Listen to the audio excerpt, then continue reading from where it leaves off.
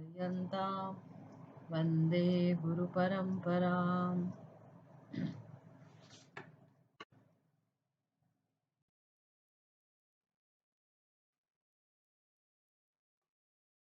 मङ्गलाचरणम्। ॐ नारायणः परो व्यक्तात् अण्डमव्यक्तसम्भवम् अण्डस्यान्तस्त्विमे लोकाः सप्तद्वीपा च मेदिने।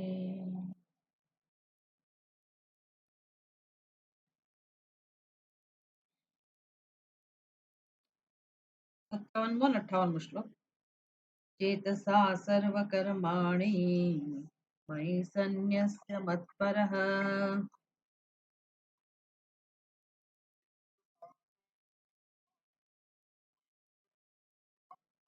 बुद्धियोगमुपाश्रित्य मच्चित्तः सततं भव।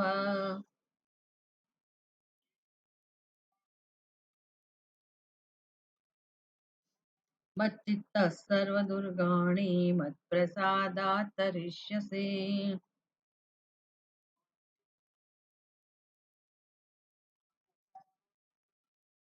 अथ चेत्त्वमहङ्कारान् न श्रोष्यसि विनङ्क्ष्यसि।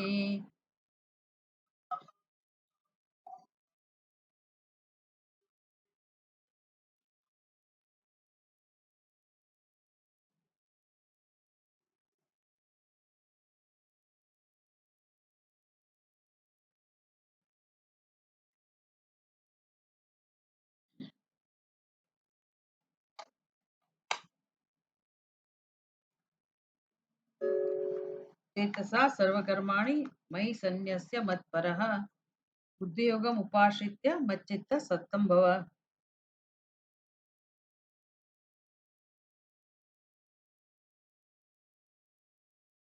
અને પહેલાના શ્લોકમાં કહ્યું સર્વ કર્માણી સદા कुर्वाणः मद्व्यपाश्रय मत्प्रसादात् शाश्वतं पदम आपनोति शाश्वतम अव्ययम पदम आपनोति। ભગવાને કહ્યું કે કેવી રીતે ભગવાનને કર્મો સમર્પિત કરતા કરતા ભગવાનના અનુગ્રહથી આપણે ભગવાનને પ્રાપ્ત કરીએ છીએ। આશ્રય જરૂર છે, માત્ર ભગવાનનો આશ્રય લેવાનો। કર્મ તો થઈ જ રહ્યા છે અને એ કર્મો જ્યારે પરમાત્માને ધ્યાનમાં રાખીને પરમાત્માની સમજ પ્રાપ્ત કરતા કરતા એને ધ્યાનમાં રાખીને જ્યારે કર્મો થાય એટલે ટૂંકમાં કહીએ તો આખું જીવન આપણું જે અહમને સમર્પિત છે, અહંકારને સમર્પિત છે, એ હવે પરમાત્માને સમર્પિત હોય તો જ પછી આપણે અહંકારના પ્રવાહમાંથી ઉપર ઉઠીએ। એટલે સરસ મજાની આપણને રીત આપે છે ભગવાન ભગવદ્ ગીતામાં કે કેવી રીતે અહંકારનું શરણ લેવાથી નાશ છે જીવનમાં થયેલો જ છે નાશ। સ્વામીજી એવું સમજાવે કે ભાઈ અનંત અનંતતા એ આપણું સત્ય છે અને જ્યારે આપણે એક અલ્પ વસ્તુને હું કહીએ એમાંથી તો પછી એ અનંતતાને ગુમાવીએ છીએ, એટલે હંમેશ માટે ગુમાવીએ છીએ। કારણ કે પછી અનંતતાને તમે છોડી દીધી અને અલ્પતાને પકડી અને હવે અનંતતાને શોધતા હો, એ મુક્તિને શોધતા હોય, પ્રેમને શોધતા હો, તો જે અલ્પતા આપણા હાથમાં છે, મુઠ્ઠીમાં છે, એને આપણે છોડવી પડે। એટલે મુઠ્ઠીમાં હવાને તમે મુઠ્ઠીમાં પકડી રાખી હોય અને હવે તમારે એમાંથી મુક્ત થવું હોય, તમારે હવા મેળવવી હોય તો હવા તો છે જ સર્વત્ર, સર્વવ્યાપક છે। તમને મુઠ્ઠીમાં હવાનો અનુભવ નથી થતો, કેમ તો કે તમે મુઠ્ઠીમાં હવાને પકડી રાખી, મુઠ્ઠી છોડી દો એટલે જે મર્યાદિત હવાનો અનુભવ હતો કે અભાવ અનુભવ હતો તો એની બદલે હવે હવા હવા ને હવા જ છે, પૂર્ણતા, સર્વવ્યાપક હવા જે આકાશ છે એનો જ અનુભવ છે। બસ આવું જ કંઈક છે આપણા જીવનમાં। અજ્ઞાનને બરાબર સમજીએ તો આપણને સમજાય કે વાત તો સાચી છે, આ પૂર્ણતા, અનંતતા, સર્વવ્યાપકતા એ જ આપણો સ્વભાવ છે ખરેખર। આખું બ્રહ્માંડ એ આત્માની જ અભિવ્યક્તિ છે। તો એમાં અહંકારને તો કોઈ સ્થાન જ નથી. આપણે ભલે પોતાની બુદ્ધિમાં અહંકાર રાખતા હોઈએ તો પણ આપણે ઈશ્વરના જ છીએ. વસ્તુ એવી છે. તો પણ આપણે ઈશ્વર સૃષ્ટિનો જ ભાગ છીએ. આપણી ઉપાધિ સહિત જ્યારે આપણી બુદ્ધિમાં અજ્ઞાન છે ત્યારે પણ આપણી ઉપાધિ, આપણી જે પણ શક્તિઓ છે, આપણું જ્ઞાન છે, એ સર્વ કંઈ પરમાત્માનો, ઈશ્વરનો જ ભાગ છે. ઈશ્વર સૃષ્ટિનો જ ભાગ છે. અને નહીં સમજવાથી આપણને મુશ્કેલી છે. એ સમજનો અભાવ એ એક જ ખરેખર મુશ્કેલી છે. બાકી બધું જે છે તે પરમાત્મા છે. બાકી બધું આનંદ આપનારું છે. એટલે હવે આ જો અહંકાર, અહંભાવ એટલે કે પોતાના વિશેનો ખોટો ખ્યાલ, એમાંથી અહંભાવ જન્મ્યો છે. ખોટા ખ્યાલમાંથી પછી અહમપણો, અહંભાવ, પછી મમત્વ, એનો જેટલો જેટલો વિસ્તાર થાય હુંનો, એટલો આપણો સંસાર. અને એ સંસાર કેવળ અને કેવળ આપણી બુદ્ધિમાં છે. આ સમજાવવું જોઈએ. બુદ્ધિમાં જ છે. એટલે મારે મારી બુદ્ધિને જ સમજવાની, બુદ્ધિમાં રહેલા ખ્યાલને જ સમજવાના છે. આ ખોટા ખ્યાલ જે સમજાય એટલે પછી બુદ્ધિ એને ગ્રહણ ના કરે, પછી બુદ્ધિ એને પકડી ના રાખી શકે. એટલે બુદ્ધિને સમજાય કે સત્ય શું છે, તો બુદ્ધિને હંમેશા સત્ય જ ગમે. સત્યમાં એ પ્રતિષ્ઠિત થાય. અને અસત્ય જે ખોટું છે એવું જણાય તો બુદ્ધિ એને છોડી દે. એટલે બુદ્ધિને વારંવાર આપણે આત્માનું દર્શન કરાવવા વાળી બનાવવાની છે. એ કર્મો તો હવે છે એટલા માટે, એ કર્મોનો ત્યાગ તો થઈ શકે એવું છે જ નહીં. પણ આપણે કર્મો કોના માટે કરીએ, તો કે અહમ અને મમને ધ્યાનમાં રાખીને કરીએ. ખાસ તો પછી મમત્વ છૂટતું ના હોય તો અહમ ભાવ નથી છૂટતો. એટલે આખી જિંદગી બધા કર્મો પરમાત્માને કેમ સમર્પિત કરવા. યદશ્નાતિ યદ જુહોશી દદાસી યત યત તપસ્યસી કૌંતેય તત્ કુરુષ્વ મદર્પણમ. આ બધા સૂત્રો આપ્યા, આગળ આપણને મંત્ર આપ્યા ભક્તિ યોગની અંદર. ભક્તિ શીખવતી વખતે, ભક્તિ યોગ એટલે 12મા અધ્યાયમાં નહીં, પણ ભક્તિનું સ્વરૂપ સમજાવતી વખતે 7 થી 12 અધ્યાય ભગવદ્ ગીતામાં ભગવાનને સમજવા માટે જ છે ને. ભગવાન, ભક્ત, ભક્તિ, એ તત્પદને ધ્યાનમાં રાખીને ચર્ચા હતી. એટલે આપણે કેવી રીતે ભગવાનમય બનતા શીખીએ. ભગવાનમાં જ છીએ, ભગવાનની વચ્ચે જ છીએ આપણે. ભગવત તત્વ જ આપણું સત્ય છે સૌ કોઈનું. એવા જગતમાં આપણે રહીએ છીએ, એવી ઉપાધિમાં આપણે રહીએ છીએ, એવી શક્તિઓની વચ્ચે આપણે રહીએ છીએ. એટલે આપણી જ્ઞાનેન્દ્રિયની શક્તિઓ, કર્મેન્દ્રિયની શક્તિઓ, એમનો વ્યવહાર, એની પ્રવૃત્તિ, આ સર્વ કંઈ ખરેખર ઈશ્વરમય છે, ભગવત તત્વ છે. માત્ર આપણા વિચારો છે એ એનાથી વિરુદ્ધ પ્રકારના છે. એટલે ખોટા વિચારોને દૂર કરવા. અને ખોટા વિચારના મૂળમાં કોણ છે, તો કે હું વિશેનો ખોટો ખ્યાલ. એની સાથે આખી જિંદગી કામ લેવાનું છે. એના સુધી પહોંચે ત્યાં સુધીમાં આપણો જે સંસાર છે, જીવ સૃષ્ટિ છે, એને દૂર કરવાની. એટલે સદા ગુરવાણ, આખી જિંદગી આ જે રીતે કર્મ કરે છે ભગવાનનો આશ્રય લઈને, એ ભગવાનની કૃપાથી પછી ભગવાનના સ્વરૂપને પ્રાપ્ત કરે છે. એના માટે ઉપાય બતાવ્યો સંન્યાસ. સર્વકર્મ સંન્યાસ તો શક્ય નથી. એટલે ચેતસા સંન્યાસ્ય, વિવેક બુદ્ધિથી. વિવેક બુદ્ધિથી કર્મનો ત્યાગ એટલે કર્તૃત્વનો એક જ ત્યાગ થઈ શકે. કર્મ થાય, ભાવના બદલાય અને સમજ બદલાય. અર્પણની ભાવના એટલે જે અહંકારને અર્પણ કરવાની ભાવના હતી, એના બદલે પરમાત્માને અર્પણ કરવાની ભાવનાથી કર્મ. અને સમજ બદલાય એટલે અહમ કરતા એ જે કર્તૃત્વ છે એનો પણ બાદ થાય. પછી કર્મ નથી રહેતા. થવા છતાંય કર્મ નથી. કુર્વન્નપી ન કરોતી, કરવા છતાંય કર્મ કરતો નથી. બુદ્ધિ યોગમ ઉપાશ્રિત્ય મચ્ચિત્ત સતતમ ભવ.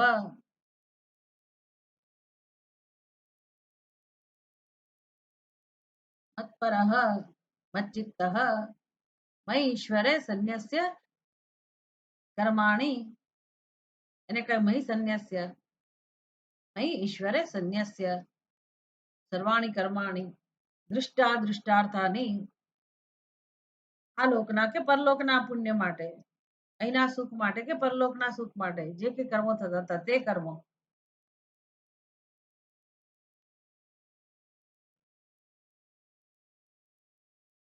અહમ વાસુદેવ પરઃ યસ્ય તવ સત્વમ મત્પરઃ.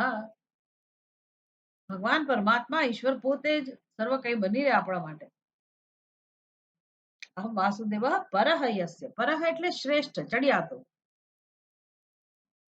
સૌથી મહત્વના ભગવાન જ હોય એ પ્રકાર, એવી જ એની સમજ છે. પછી ભગવાનનો ખ્યાલ બદલાતો જાય, તેમ તેમ આપણો ભાવ પણ બદલાતો જાય, દર્શન બદલાતું જાય. પહેલા એક નાનકડો વિગ્રહ, એમાં આપણે આપણા ઈષ્ટદેવને જોતા હોઈએ.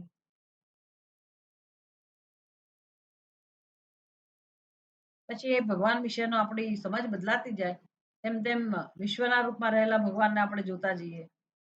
પછી આત્મરૂપે રહેલા ભગવાનને આપણે જોતા શીખીએ, જાણી લઈએ ત્યારે. આમ ભગવાન જ એકમાત્ર વિષય જેનો છે. એકવાર જાણી લીધું પછી કર્મ આપોઆપ ભગવાન માટે જ થાય છે. કારણ કે એવું કોઈ છે જ નહીં તો કોના માટે કર્મો થાય? બહુ આનંદની વસ્તુ. એટલે અજ્ઞાન અવસ્થામાં આનંદ માટે કર્મો થતા હોય, અને જ્ઞાન પછી આનંદથી કર્મો થતા હોય. આવી યાત્રા છે. મત પરહસન બુદ્ધિ યોગમ, બુદ્ધિ યોગમ ઉપાશ્રિત્ય બુદ્ધિ યોગ સમાહિતત્વમ મહી સમાહિતત્વ બુદ્ધિત્વમ. મહી સમાહિત બુદ્ધિ, ભગવાનમાં સમાયેલી બુદ્ધિ, તત્વમાં સમાયેલી બુદ્ધિ, પરમાત્મામાં સમાયેલી બુદ્ધિ, એવા બુદ્ધિ વાળા બનીને. એટલે આગળ સવારે આપણે બહુ ચર્ચા કરી કે આપણી બુદ્ધિમાં સંસાર છે. સંસાર સમાહિત બુદ્ધિ છે આપણી. અનાત્મા સમાહિતત્વ બુદ્ધિ છે. બુદ્ધિનું લક્ષણ આવું છે કે જ્યાં અનાત્માને સ્થાન છે, અનાત્માનું સામ્રાજ્ય છે. અહંકારનું સામ્રાજ્ય છે આપણી બુદ્ધિમાં. એટલે પછી બીજું શું હાથમાં હોય? જીવ સૃષ્ટિ હાથમાં હોય. પછી એ હું પણાને બિચારાને એટલું મુશ્કેલી પડતી હોય ને, કારણ કે એને એને છવાઈ જવું હોય બધે. એટલે કોઈક ને કોઈક રીતે એટેન્શન ડ્રો કર્યા કરે. કોઈક રીતે પોતાનું અસ્તિત્વ સાબિત કરવા માટે, પ્રસિદ્ધિ સાબિત કરવા માટે વલખા મારે. આમ દરેક વ્યક્તિના જીવનમાં અજ્ઞાનને કારણે કેવું બધું ચાલી રહ્યું હોય. બધું અહંકારનું પરિણામ છે. અહંકારની અભિવ્યક્તિ છે. હું કંઈક છું, હું કંઈક છું, સાબિત કરવા માટેનું પ્રેશર હોય. અહંકાર આવું બધું કરાવડાવે આપણી પાસે. એટલે આપણી બુદ્ધિમાં જે અહંકાર છવાયેલો છે, એની જગ્યાએ પરમાત્મા છવાઈ જાય.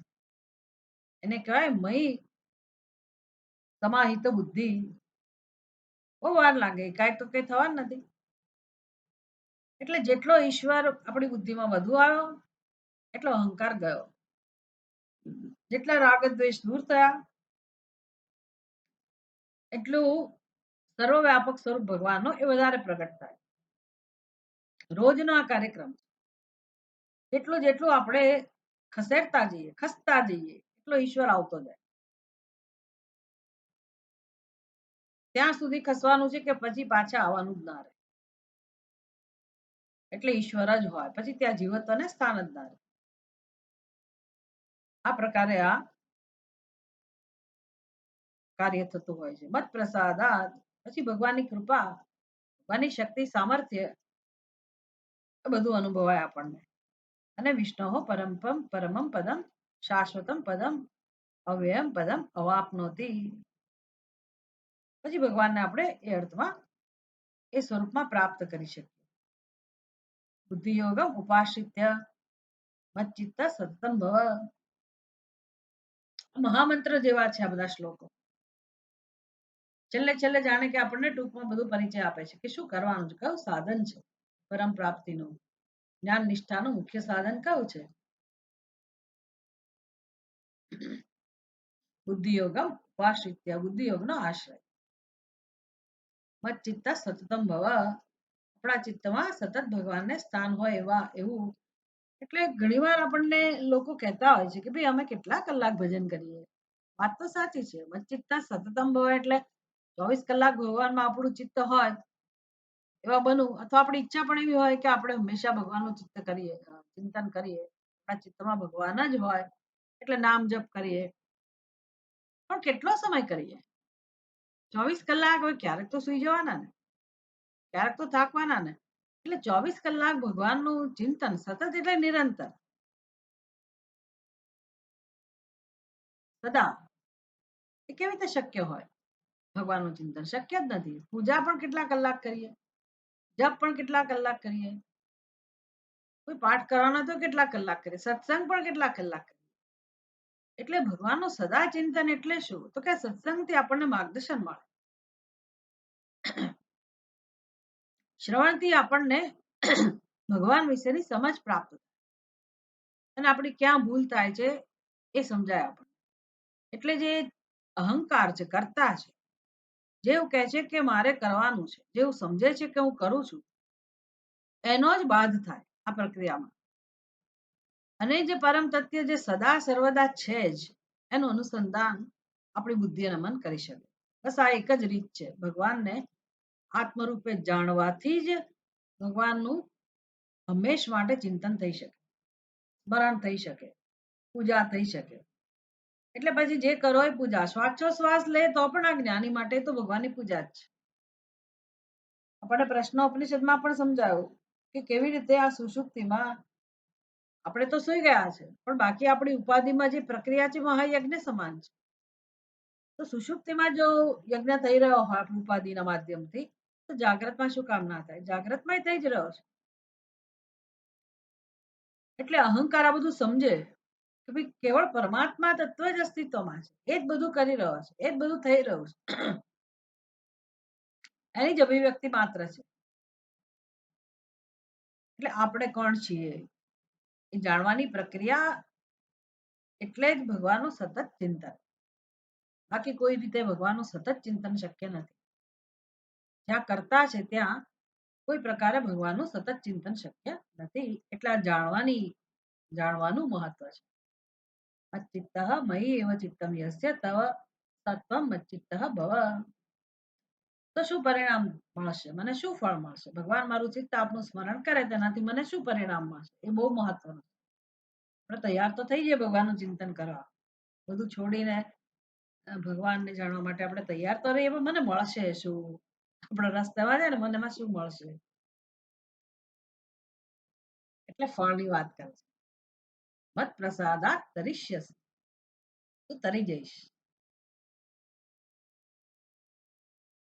આ તરણ વિદ્યા કેળવવાની છે, શીખવાની છે. પેલું સ્વિમિંગ આપણને આવડે કે ના આવડે? ઘણા લોકો બહુ સરસ સ્વિમિંગ કરતા હોય, સરસ આવડતું હોય, આપણને બહુ ઈર્ષા આવે ચલો આપણે સ્વિમિંગ શીખ્યા નહીં. તરવાની એક મજા આવતી હોય છે, પણ નથી આવડતું તો શું કરીએ? અને અહીંયા આપણે તરી જવું છે, પણ તરણ નથી આવડતું, દુઃખમાંથી પહેલા પાર જવું છે. ભગવાન કહે છે તું તરી જઈશ, હું તને તારી લઈશ. મત પ્રસાદા તરિષ્યસી, મારા પ્રસાદથી, મારા અનુગ્રહથી, મારી કૃપાથી તું તરી જઈશ હંમેશ માટે. તેને તરી જઈશ સર્વ દુર્ગાણી, બધા દુઃખોને, બધા સંકટોને, બધી મુશ્કેલીને હંમેશ માટે તો એમાંથી મુક્ત થઈશ. આ સિવાય ભગવાન શું આપે? બીજું આપણને શું આપી શકે? એટલે ભગવાનની કૃપા, મચ્ચિત્ત સતતમ ભવ, એવું બનવાથી શું બને? તો ભગવાન કહે છે મચ્ચિત્ત, આવો જે વ્યક્તિ છે જેનું ચિત્ત મારામાં જ છે, બસ હવે એ અહંકાર નથી એટલે દુઃખ નથી. એટલે દુઃખનું બંધનનું કારણ કોણ છે? દુર્ગનું કારણ કોણ છે? સંકટોનું કારણ કોણ છે? તો કે અહંકાર. અહંકારનો નાશ થઈ જાય પછી ત્યાં દુઃખનો અનુભવ નથી. એટલે દુઃખીપણાનો ખ્યાલ નથી. ખરેખર તો આવી રીતે આપણે સમજવું જોઈએ. દુઃખ જેને કહેતા હોઈએ વ્યવહારમાં, જેમ કે શિયાળો, આપણી પાસે રક્ષણ કરવા માટે વસ્ત્રો ના હોય તો એ દુઃખનો અનુભવ થાય. ગરમી, સંતાપનો અનુભવ થાય, કે બીજી કોઈ મુશ્કેલી હોય તો બધા આપણને પીડાનો અનુભવ થાય. શરીરમાં પણ કંઈક એવું પીડા હોય તો આપણને એનો અનુભવ થાય. એવું દુઃખ રહે જીવનમાં. કોઈ સ્વજનો નો વિયોગ થાય, કોઈનું મૃત્યુ થાય, કોઈ દુર્ઘટના ઘટે કે અનિચ્છનીય બનાવ બને તો દુઃખનો અનુભવ થાય. માણસ છીએ એટલે થાય. બીજાનું દુઃખ જોઈને આપણને દુઃખનો અનુભવ થાય. આપણા જીવનમાં દુઃખ ના હોય તો આપણી આજુબાજુ ભલે ને પછી એ જીવજંતુ હોય કે નોકર ચાકર હોય, પણ એ બધાનું દુઃખ આપણે સાંભળીએ તો આપણને દુઃખ થાય. આપણે એવા છીએ જ. એ સારી વસ્તુ છે, લાગણીશીલ હોવું એ, અને એ થવાનું જ. તો આ જ્ઞાનથી દુઃખમાંથી મુક્ત થવાય તો આવા દુઃખ તો રહેવાના જ છે. તો કેવી રીતે આપણને મુક્ત થયા કહેવાય? એટલે કે જે હું દુઃખી એ જે ખ્યાલ છે ને, આ બધાને કારણે હું દુઃખી એ જે ખ્યાલ હતો, એ ખ્યાલ હંમેશ માટે નિવૃત્ત થાય. કેમ તો કે એવો હું છે જ નહીં. હું છે પણ દુઃખી હું નથી રહેતો, અને સુખી હું પણ નથી રહેતો. સુખ રહે છે પણ સુખી હું નથી રહેતો, દુઃખ રહે છે પણ દુઃખી હું પણ નથી રહેતો. એટલે એનો અર્થ કે સુખ દુઃખ આપણને સ્પર્શતા નથી. એ જે સ્થિતિ છે એ આત્માનો અનુભવ છે, આત્માનો આનંદ સ્વરૂપ છે, આત્માની પ્રસન્નતા છે. એનું નામ મોક્ષ. આટલું કાર્ય થઈ શકે. મચ્ચિત્ત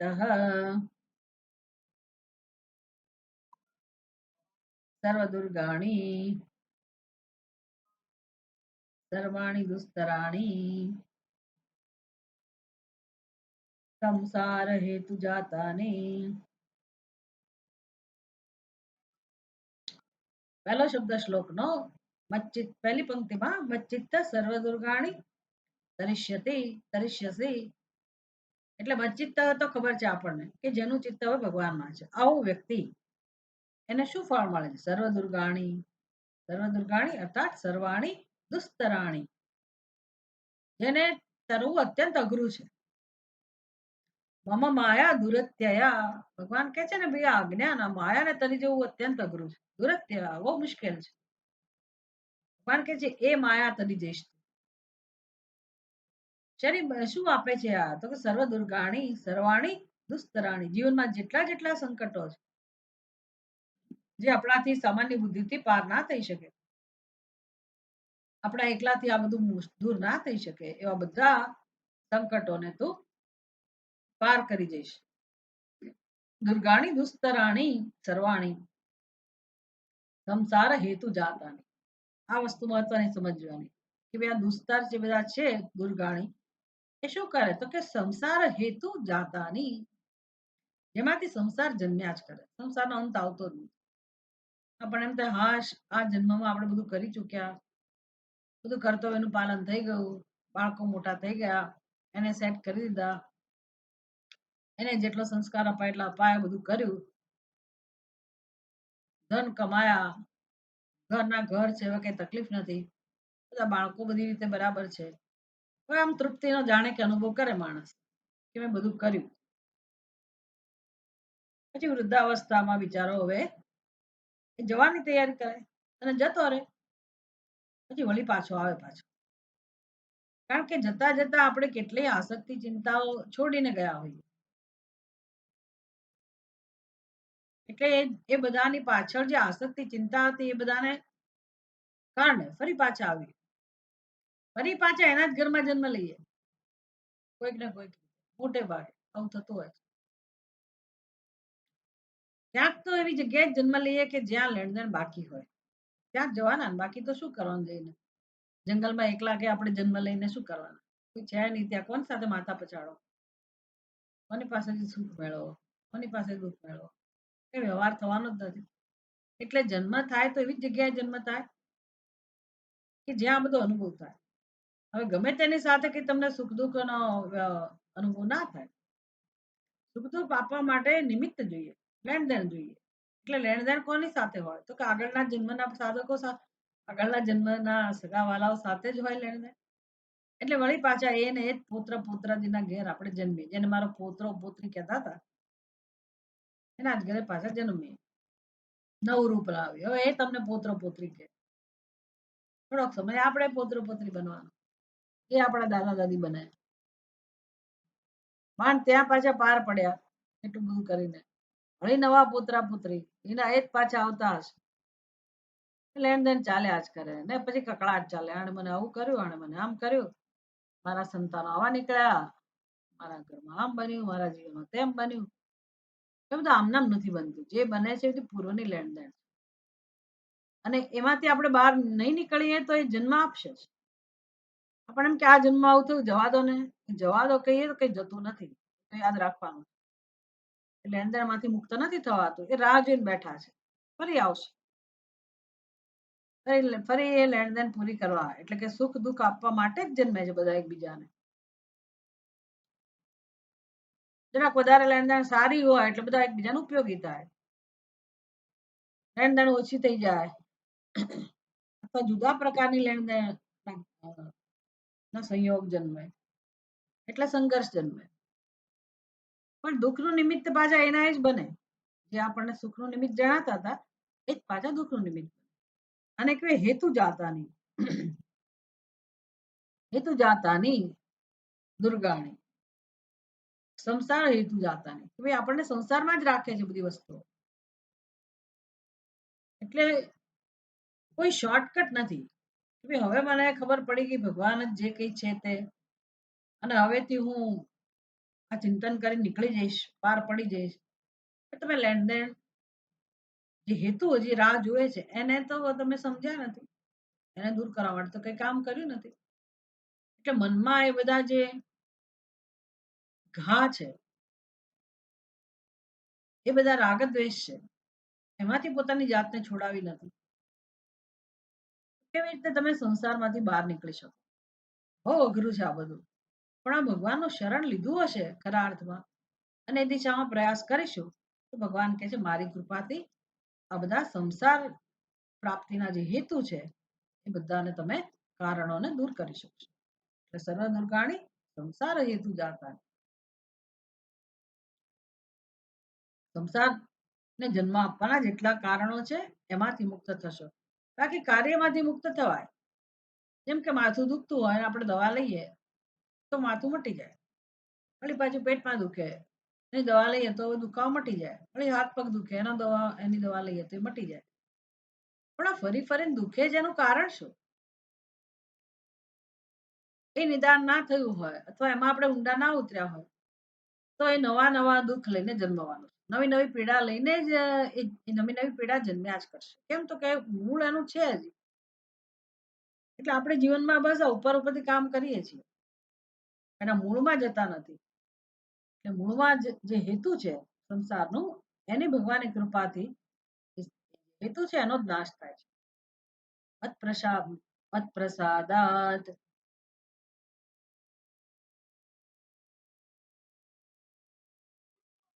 તરિષ્યસી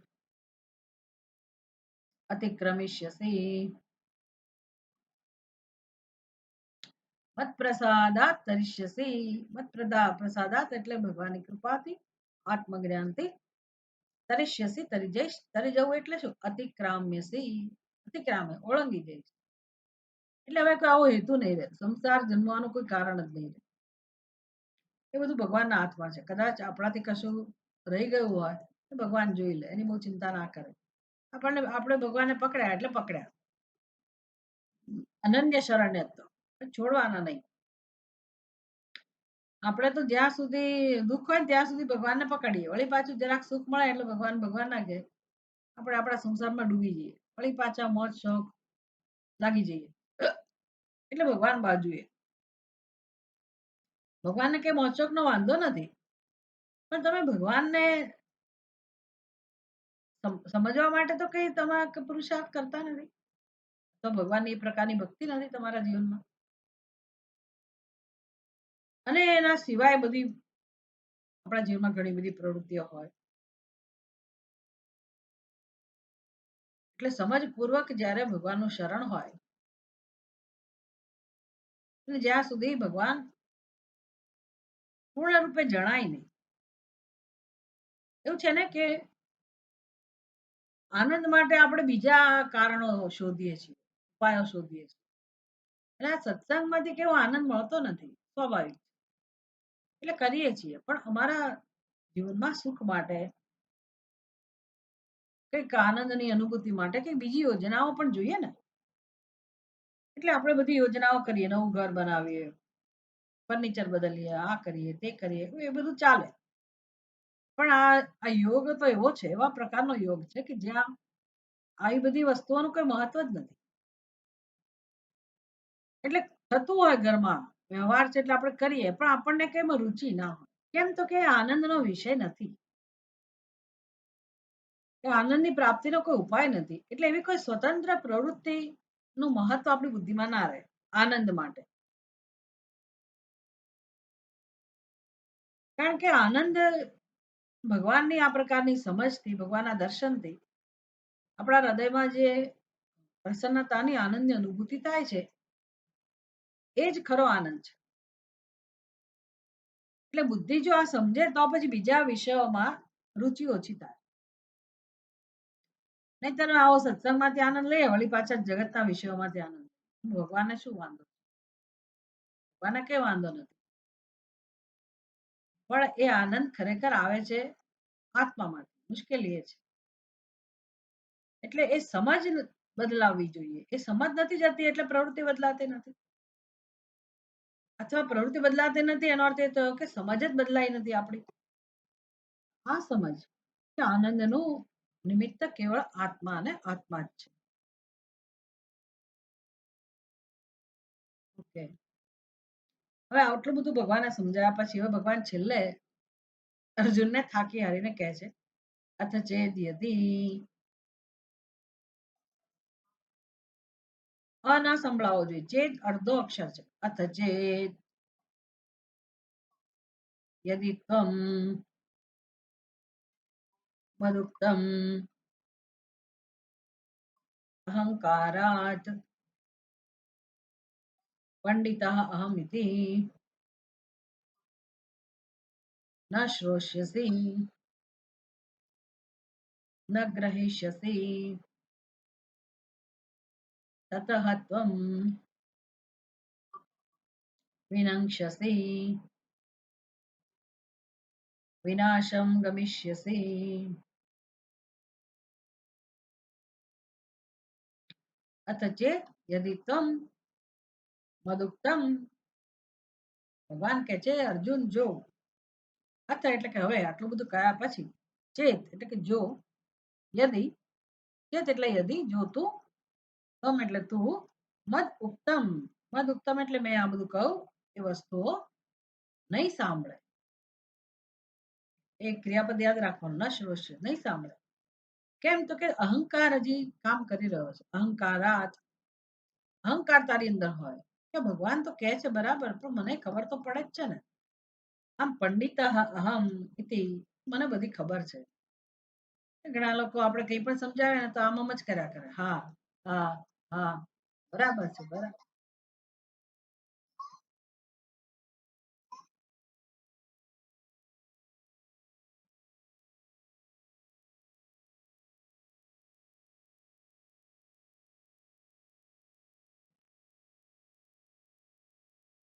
સારું છે, હું પકડવા જઉં છું તો પકડાતું નથી કોઈ. એટલે આપણે જ્યારે ચર્ચા કરતા હોઈએ, વસ્તુને આપણે સમજાવી રહ્યા હોઈએ, ઘણા લોકો બસ આમ જ કર્યા કરે. એટલે હા બરાબર છે, બરાબર છે, બરાબર છે.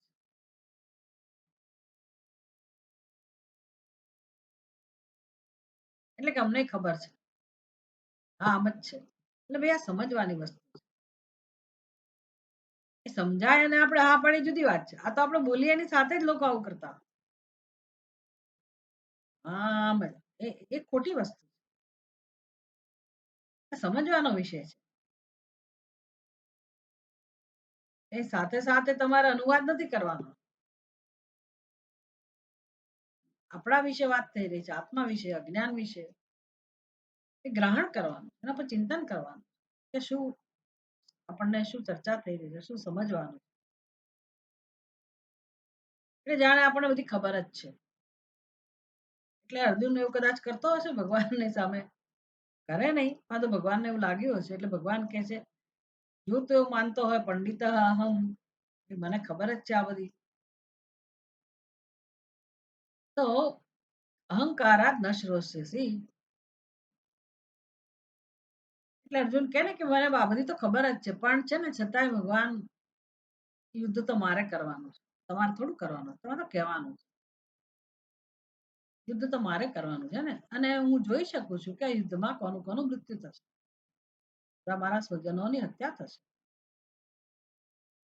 તો અત્યારે કોણ કહેવાય? હું જ કહેવાઈશ ને. એટલે મારે એ કામ કરવું નથી. સો વાત ને એક વાત, મારે યુદ્ધ કરવું નથી. એમ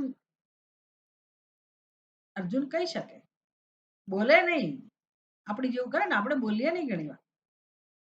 જણાવવા જ ના દઈએ ને બહુ ખુશાલ. આપણે પોતાના હોશિયાર સમજીએ. પણ અધ્યાત્મમાં આ તો ક્વોલિફિકેશન છે નહીં. સમાજમાં કદાચ તમે બહુ હોશિયાર કહેવાઓ એટલે માણસો બોલે નહીં, જણાવાય ના દે. જે કરતા હોય ને એ જ કરે. એને એમ કે આમ જ કરાય, આવું જ જીવાય. બિચારો માણસ એમાં ને એમાં બધું ગુમાવે છે. એટલે આવો નાનકડો ખોટો વ્યવહાર જ આપણને પાછા પાડી દે છે. આપણું વ્યક્તિત્વનો વિકાસ નથી થવા દેતા. એટલે આ બધું કોણ કરાવે તો કે અહંકાર, અહંકારાત. અહંકારનું સ્વરૂપ કેવું? કેવી રીતે અભિવ્યક્ત થાય? અહમ પંડિત, મને ખબર પડે છે. એટલે સાંભળીએ ખરા.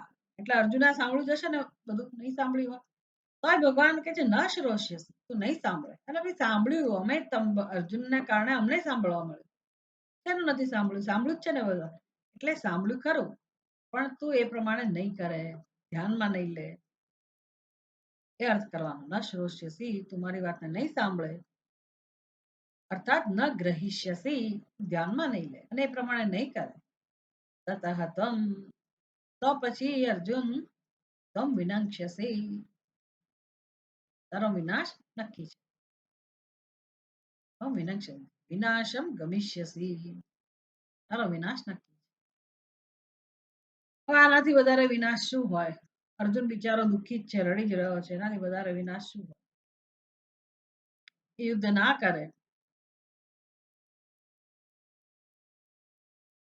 પોતાનો અહંકાર જાળવી રાખે, યુદ્ધ છોડીને જતો રહે, કર્તવ્ય કર્મ ના કરે તો શું કરશે?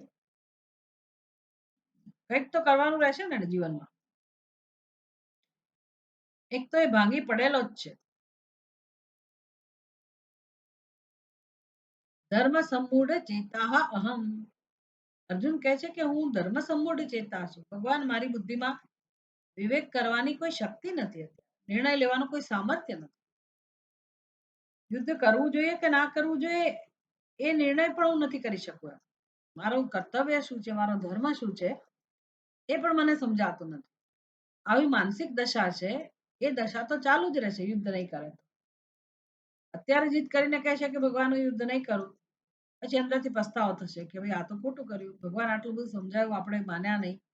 જેમ આપણને જીવનમાં અનુભવ થાય ને, વડીલોએ કહ્યું હોય, આપણા હિતેચ્છુએ કહ્યું હોય, આપણે ના સાંભળીએ, પછી પસ્તાવો થાય કે ભાઈ આપણે એમનું કહ્યું તો કર્યું નહીં, કર્યું હોત તો સારું હતું ને. ઓકે, વિચાર આવે તો કે આપણું ધાર્યું કરવાથી આપણને સમજાયું કે ક્યાં છીએ આપણે, કેવી દશા છે. આ બધું પતન છે. બાકી પતન એટલે એવું નથી કે પૈસા જતા રહે એટલે પતન, ખાવા પીવા ના મળે એટલે પતન, બીજી બધી દ્રષ્ટિએ આપણને મુશ્કેલી પડે એટલે પતન. એ પતન નથી. ઠીક છે, એ તો પ્રારબ્ધવશાત જે થવાનું એ થાય. પણ આપણી બુદ્ધિમાં સ્પષ્ટતા ના હોય, વિચાર કરવાનું સામર્થ્ય ના હોય, વિચાર કરવાની શક્તિ ના હોય,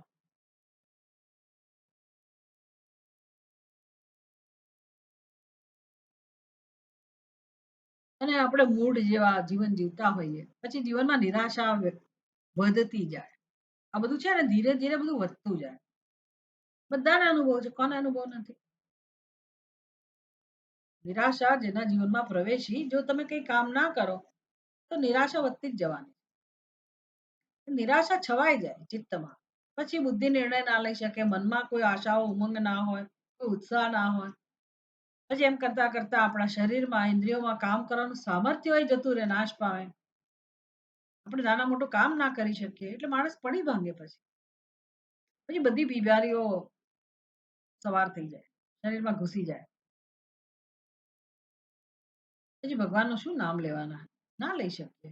ભગવાનનું ચિંતન ના થાય, નામ જપ ના થાય, પાઠ ના થાય, સૂત્ર પાઠ ના થાય, કશું થઈ જ ના શકે. સત્સંગ તો બહુ દૂરની વાત, સત્સંગ પણ ના થાય.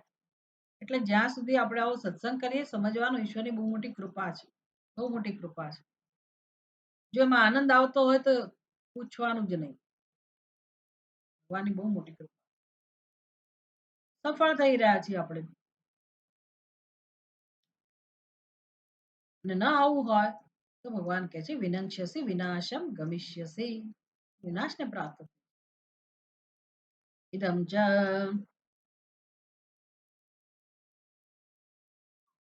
ત્વયા ન મંતવ્યમ સ્વતંત્ર અહમ કિમર્થમ પરોક્તમ કરિષ્યામી.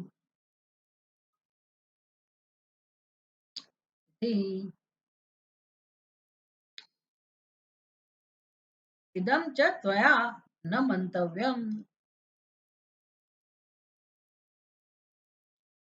ઇદમ ચ ત્વયા ન મંતવ્ય. અર્જુન તારે આ પણ ના માનવું જોઈએ.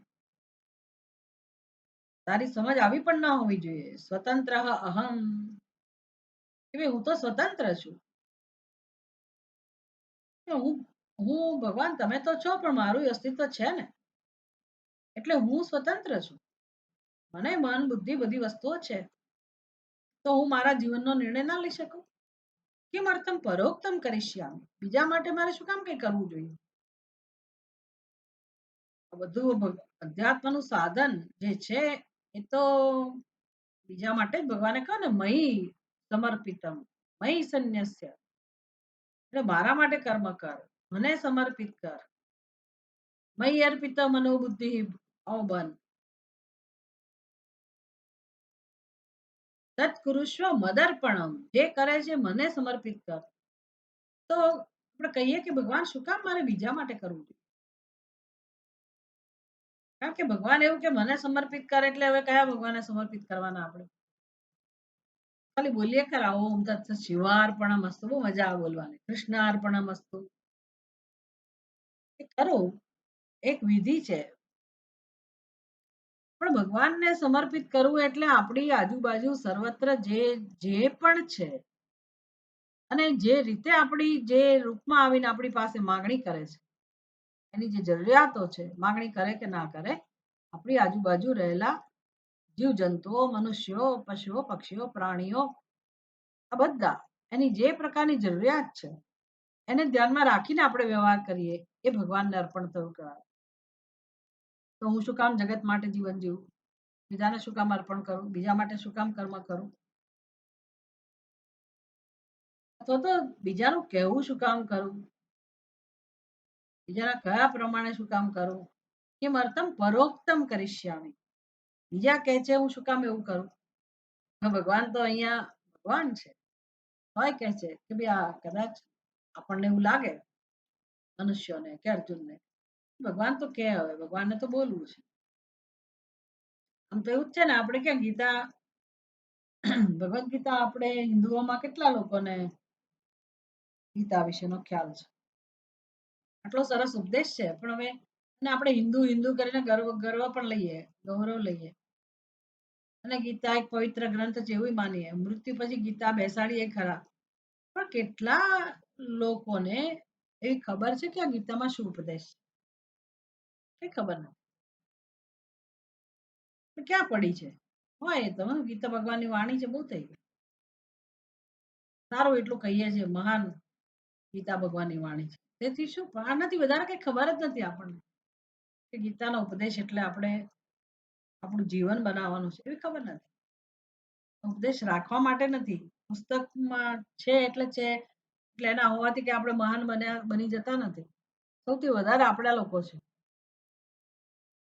આપણા દેશમાં વધારે સમસ્યા, પાર વગરનું દુઃખ છે આટલા સમૃદ્ધ ગ્રંથ હોવા છતાં. કેમ તો કે ગીતાને જાણવાનો કોણ પ્રયાસ કરે? કોણ કરે? તમારા બાળકોને તમે કેટલા ગીતાનો શ્લોક શીખવાડો? હરિઓમ તત્સત સ્કૂલ વાળા જયારે શીખવાડે કમ્પલસરી ત્યારે કંઈક થાય. બાળકોને તો આપણે બધું હાઈ ફાઈ શીખવાડ્યું છે, આવું તો કઈ શીખવાડ્યું નથી. ગીતાનું મહત્વ કઈ આપણને છે નહીં.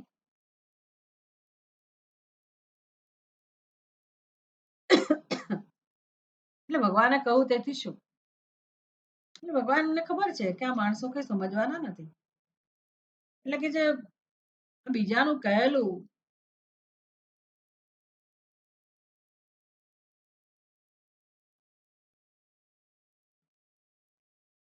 इदं च त्वया न मंतव्यम સ્વતંત્રઃ અહમ કિમર્થમ પરોક્તમ.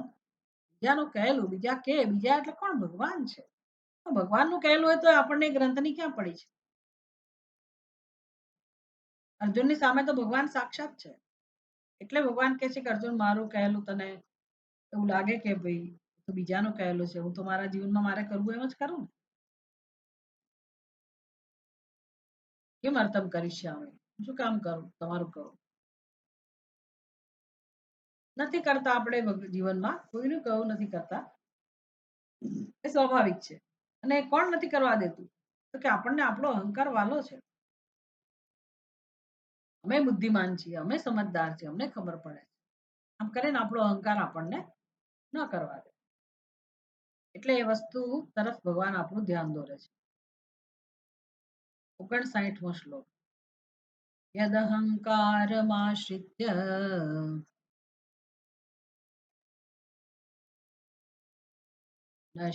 નયોત્સ્યૈતિ મન્યસે.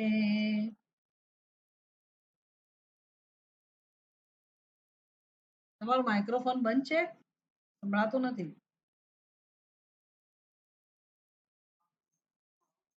યદહ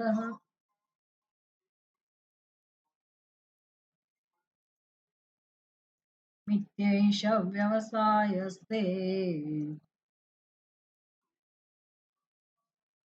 પ્રકૃતિસ્ત્વાં નિયોક્ષ્યતિ.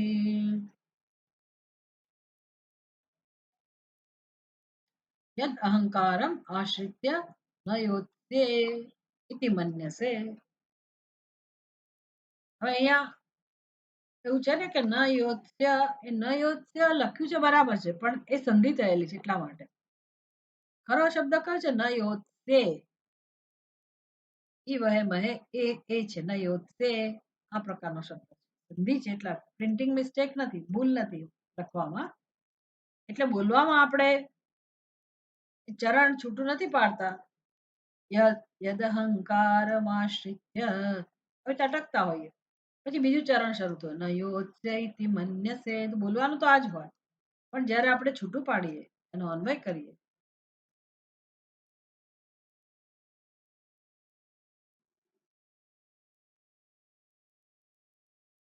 તો ત્યારે સમજવાનું ન યોત્સ્ય નહીં પણ ન યોત્સે આવું છે. ન યોત્સે યદ અહંકારમ આશ્રિત્ય ન યોત્સે ઇતિ મન્યસે મિથ્યેષ વ્યવસાયસ્તે. મિથ્યા એષः વ્યવસાયः તે પ્રકૃતિः ત્વામ નિયોક્ષ્યતિ. આ પદચ્છેદ. અહંકારમ આશ્રિત્ય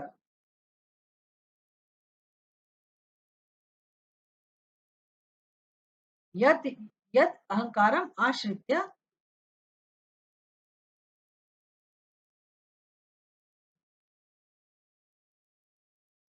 मन्यसे यदि न योत्स्य इति मन्यसे तदा एषः व्यवसायः ते मिथ्या प्रकृति त्वाम नियोक्ष्यति. એનો અન્વય થયો. કેટલો સરસ ઉપદેશ છે આ શ્લોકમાં. ભગવાન કહે છે જો મારું કહું નહીં કરે, એટલે કે હું તારા જીવનમાં નથી, મારો ઉપદેશ નથી, મારું સ્થાન નથી, તો જીવનમાં બે જ જણા છે. એક તો અહંકાર છે, જીવ છે, અને બીજો ઈશ્વર છે. આપણી બુદ્ધિમાં આપણે અહંકારને સ્થાન આપેલું છે, અજ્ઞાનને સ્થાન આપેલું છે, જીવત્વને સ્થાન આપેલું છે, એટલે કે આપણા સ્વભાવને, આપણા સંસ્કારને આપણે સ્થાન આપેલું. એ તો છે જ જીવનમાં. તો હવે જો ઈશ્વર માટે ઈશ્વરના ઉપદેશ માટે જગ્યા નહીં હોય, ઈશ્વરની આહુતિના આપવાનું, ઈશ્વરને આહુતિ આપવાનું પસંદ નહીં કરીએ, તો અહંકાર તો આહુતિ માગે જ છે, અને આપણે એને આપી જ રહ્યા છીએ. એટલે અહંકારને આહુતિ મળશે, સીધી વાત છે. એટલે ભગવાનને જો જીવનમાં સ્થાન ના આપીએ, સ્થાન ન આપીએ, એનું મહત્વ ના સમજીએ, તો પછી અહંકારનું મહત્વ તો છે જ પહેલેથી. અહંકાર જ પોતાનું ધાર્યું કરાવશે. અને ભગવાનને આપણે સ્થાન નહીં આપીએ, તો પછી એનો અર્થ એ કે અહંકારનો આશ્રય લીધેલા છીએ આપણે. એટલે અહંકારનો આશ્રય લઈને આપણે ભગવાનને અવગણના કરીશું એના ઉપદેશની. એટલે અર્જુનના કેસમાં, અર્જુનના દ્રષ્ટાંતમાં એ કેવી રીતે અભિવ્યક્ત થાય? તો અર્જુન કહી શકે ભગવાન હું યુદ્ધ નહીં કરું.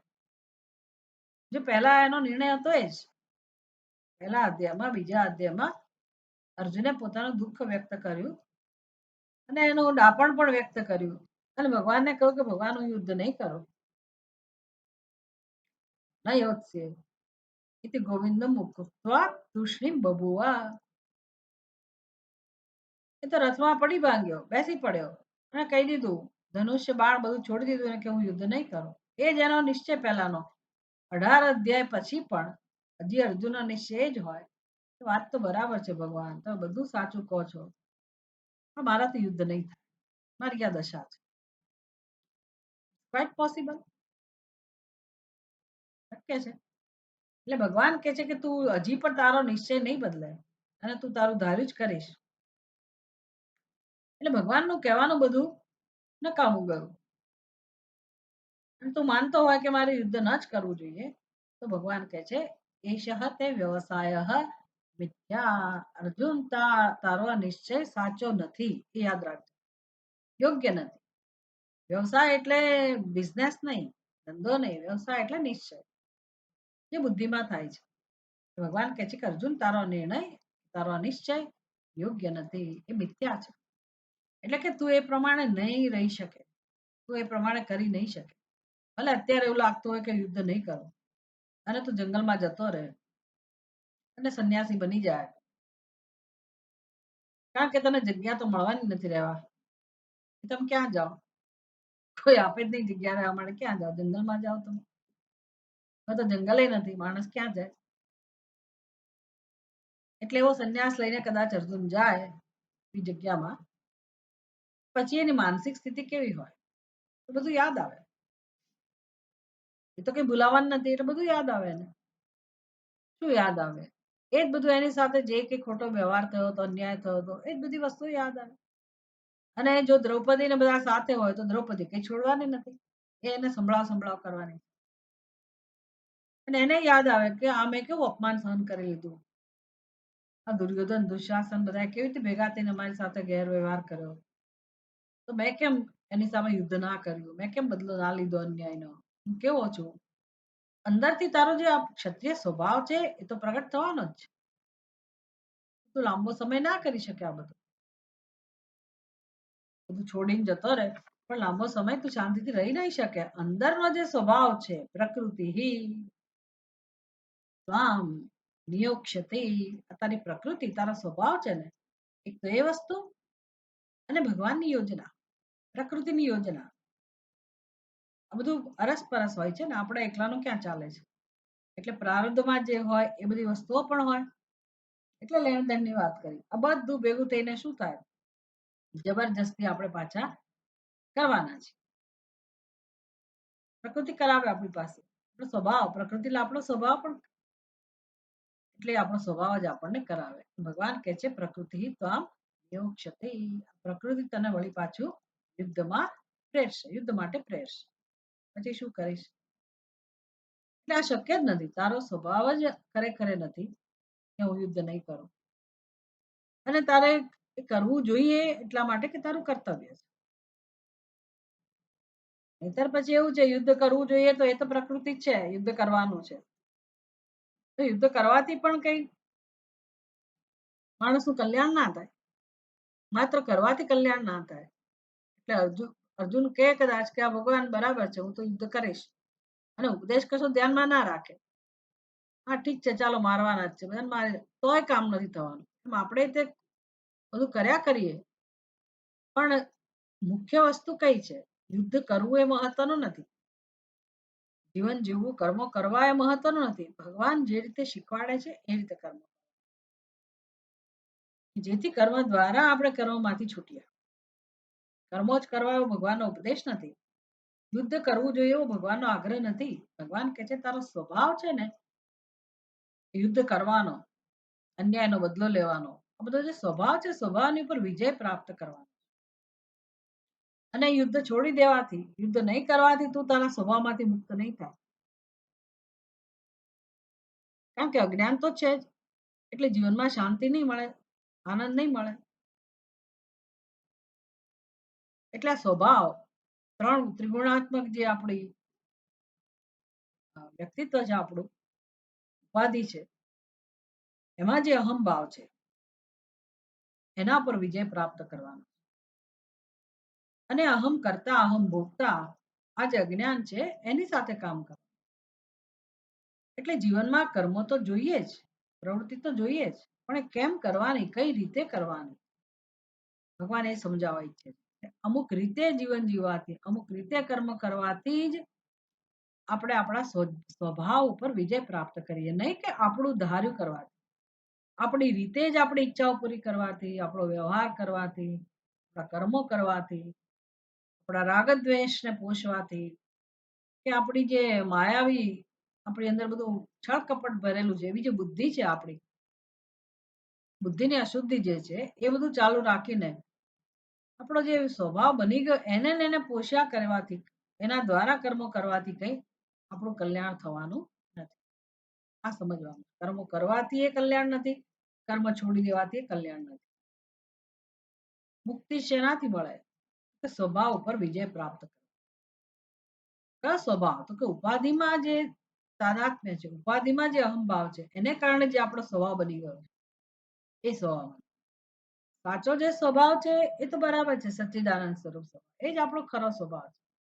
એ સ્વભાવમાં નિષ્ઠા પ્રાપ્ત કરવા માટે આ ખોટા સ્વભાવમાંથી, ખોટી ટેવમાંથી, ખોટા સંસ્કારમાંથી આપણે મુક્ત થવાનું. એના માટે કર્મની જરૂર છે, એના માટે ભગવાનના આશ્રયની, ભગવાનના માર્ગદર્શનની, ભગવાનના ઉપદેશની જરૂર છે. તો પછી પ્રકાશમય જીવન હોય. નહીંતર જીવન તો છે પણ આપણી ગાડી કેવી રીતે જાય છે?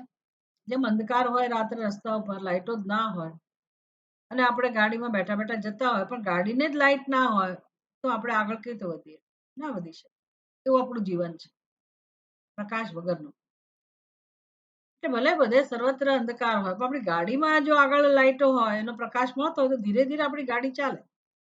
એમ જગતમાં સર્વત્ર અજ્ઞાન છે, બધે જ અજ્ઞાન, ના નથી. પણ મારી બુદ્ધિમાં કંઈક વિવેક હોય, કંઈક પ્રકાશ હોય તો મારું જીવન ધીરે ધીરે ધીરે પ્રકાશમય માર્ગે આગળ વધે. પ્રકાશ એટલે આ સત્સંગમાંથી મળે, ચિંતનમાંથી મળે, ભગવાનના ઉપદેશમાંથી. બાકી આપણી બુદ્ધિમાં તો અંધકાર જ છે. આવતીકાલે જોઈશું આપણે આગળ. ઓમ પૂર્ણમદઃ પૂર્ણમિદં પૂર્ણાત પૂર્ણમુદચ્યતે પૂર્ણસ્ય પૂર્ણમાદાય પૂર્ણમેવાવશિષ્યતે. ઓમ શાંતિ શાંતિ શાંતિ. હરિ ઓમ શ્રી ગુરુભ્યો